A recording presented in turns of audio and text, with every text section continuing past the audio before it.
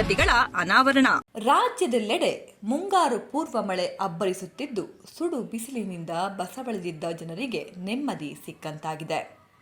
Coffee ನಾಡು ಚಿಕ್ಕಮಗಳೂರಿನಲ್ಲೂ ಮಳೆ ಅಬ್ಬರಿಸುತ್ತಿದ್ದು, ಬರಗಾಲದಿಂದ ಪರಿತಪಿಸುತ್ತಿದ್ದ ರೈತರಿಗೆ, ಜನ ಜಾನುವಾರುಗಳಿಗೆ ಫುಲ್ ರಿಲೀಫ್ ಸಿಕ್ಕಿದೆ. ಹಗಲು ರಾತ್ರಿ ಎನ್ನದೆ ಸುರಿದ ಮಳೆಗೆ ಚಿಕ್ಕಮಗಳೂರು ಹೊರವಲಯದ ಕಲ್ಯಾಣ ನಗರದಲ್ಲಿರುವ ಹುಣಸೇಹಳ್ಳಿ ಕೆರೆ ತುಂಬಿ ಕಾಲುವೆಗೆ ನೀರು ಹರಿಯುತ್ತಿದ್ದಂತೆ ಸ್ಥಳೀಯರು ಮೀನು ಹಿಡಿಯಲು ಮುಗಿಬಿದ್ದ ದೃಶ್ಯ ಕಂಡುಬಂತು. ಮಹಿಳೆಯರು, ಮಕ್ಕಳು ಸೇರಿದಂತೆ ನೂರಾರು ಜನ ಸೇರಿ 50 ಕೆಜಿಗೂ ಅಧಿಕ ಮೀನನ್ನು ಭರ್ಜರಿಯಾಗಿ ಬೇಟೆಯಾಡಿದ್ರು. ಜಿಲ್ಲೆಯಾದ್ಯಂತ ಅಬ್ಬರಿಸುತ್ತಿರುವ ಮುಂಗಾರು ಪೂರ್ವ ಮಳೆ ರೈತರ ಮೊಗದಲ್ಲಿ ಮಂದಹಾಸ ಸೃಷ್ಟಿಸಿದೆ.